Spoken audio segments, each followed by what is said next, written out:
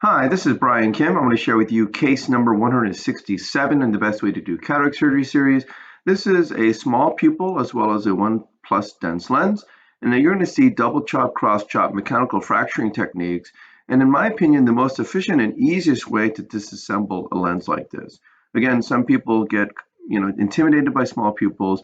Mechanical fracturing doesn't really depend upon that. And so you're going to be able to see how I'm able to leverage the concepts of mechanical fracturing to very confidently and efficiently disassemble this lens in a small pupil. So I'm using the cotton tip to steady the eye and use a corneal marker to help me center and size the rexus.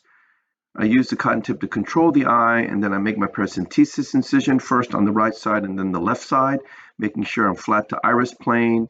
And every time I go in, I'm asking the patient to make sure they don't move at all when I'm making my incisions. Of course, it's very important to have a good incision.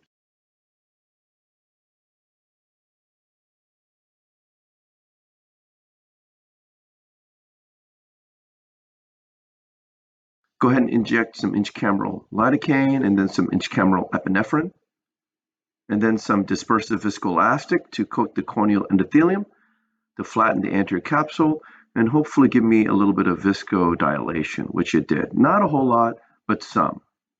Using the cannula to control the eye, and now this is the triplanar corneal incision. I make a vertical groove, place the blade into the deep part of the groove, tunnel through the cornea, using the cannula to control the eye, move it toward me, and then I enter.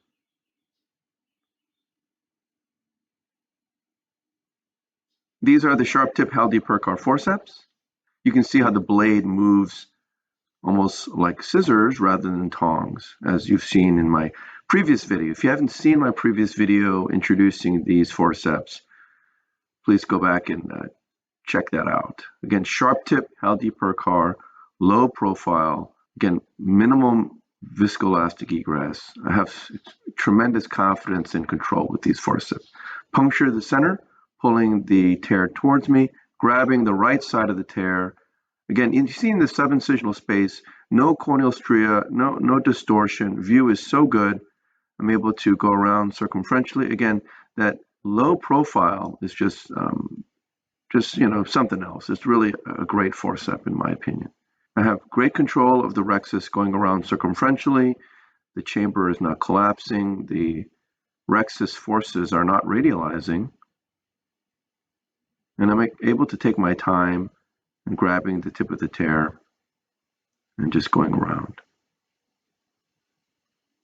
And again, what's remarkable is into that closer to the incision, I have great view, no corneal stria, well-controlled rexus.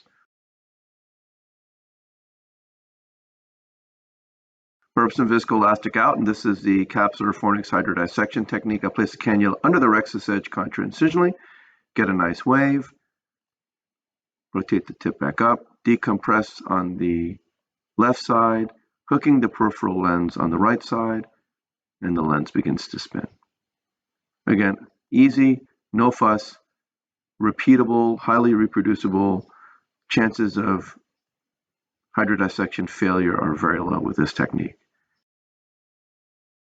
Irrigating the surface of the eye, lifting the incision with the chopper, going in with irrigation off to minimize Descemet's trauma. Removing the surface epinuclear material. You see how I'm pronating my hand. I'm going to lead off with the chopper tip, sliding it under the rexus edge contra-incisionally, hooking the peripheral lens, pointing the phaco tip vertically subincisionally. Bringing the instruments together.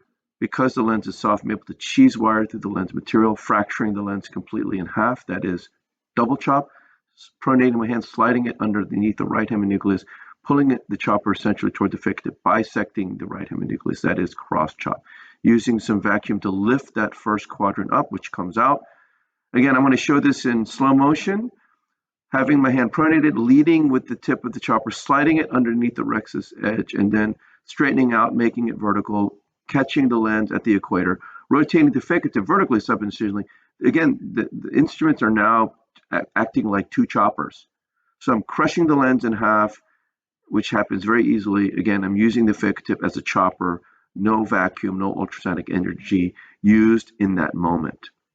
Pronating my chopper hand, sliding the chopper underneath the rexus edge, underneath the right heminucleus, straightening it out, hooking the peripheral lens, pulling the chopper centrally toward the phaco tip. Because I've hooked the peripheral lens, now it just cuts. And how does it cut and why does it not cause any translational movement? Because the phaco tip is there. So that's the key. I'm able to place the chopper around the heminucleus, hooking the peripheral lens, pulling it centrally towards the phaco tip. Because the phaco tip is there, it almost acts like a cutting board, and it allows me to cut through the lens material, and I'm doing it against the phaco tip. It just crushes the lens between the instruments. You see, I'm using the chopper to hook and lift that second quadrant up. Again, a very versatile move in this case because the lens is soft.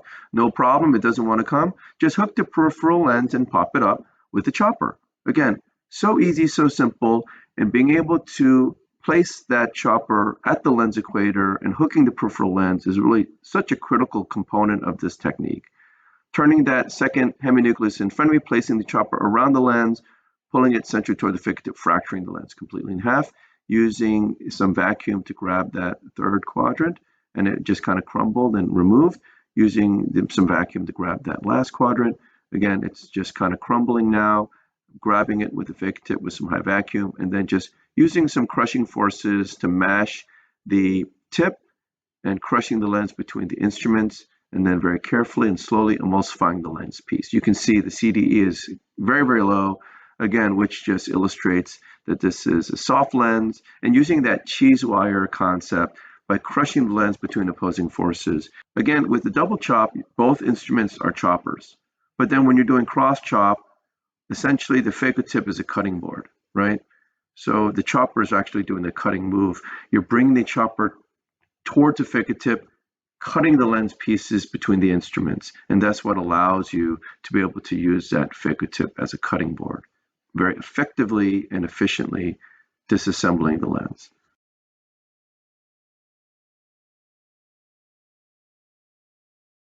So I take the chopper out, push BSS in, take the phaco tip out, and I go in with the INA handpiece, start sub-incisionally, but now I'm adjusting the sleeve. The sleeve was a little bit not sitting right, so I adjusted the sleeve, start sub-incisionally, removing the cortex from anterior to posterior, but doing it that way, you get a cleaner removal of cortex starting from anterior to posterior. You want to be mindful of just grabbing the cortex and not the iris in this situation.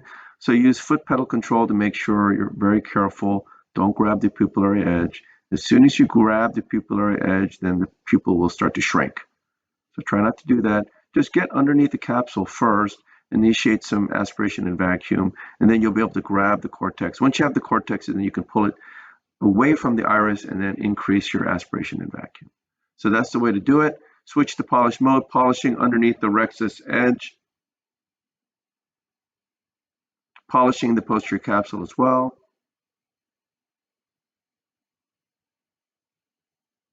Polishing underneath the rexus edge some more.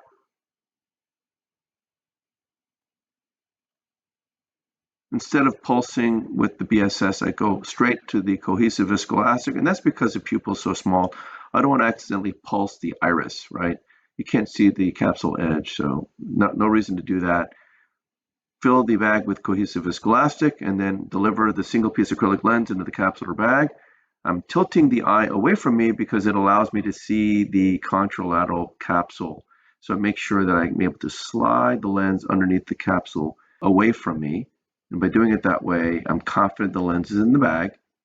I use a multiman to confirm that I'm in the bag, disengaging the haptics off the optic, rotating the lens 90 degrees clockwise, tilting it with the INA and the multiman, removing all the viscoelastic from within the bag.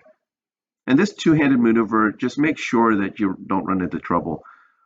Go underneath the lens and remove it. If you don't do that and you just want the bolus of viscoelastic to come out of the bag, it can disrupt the position of the lens. Why do that? It makes no sense. There's nothing scary about tilting the lens and going into the bag directly. Do a little bit more polishing and then switch to visco mode, removing all the viscoelastic from the anterior chamber, and then I'll hydrate my incision. So again, this is a soft lens, again, illustrating the concept of you can execute double chop, cross chop mechanical fracturing even in small pupils.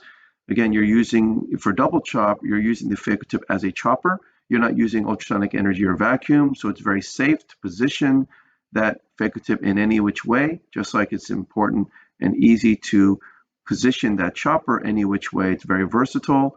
Because it's purely mechanically crushing the lens, it's acting like a cheese wire, using opposing forces to crush the lens completely in half with double chop. And then with cross chop, you're hooking the peripheral lens with the chopper and then pulling it centrally toward the phaco tip. The phaco tip is not really acting like a chopper anymore, it's acting like a cutting board.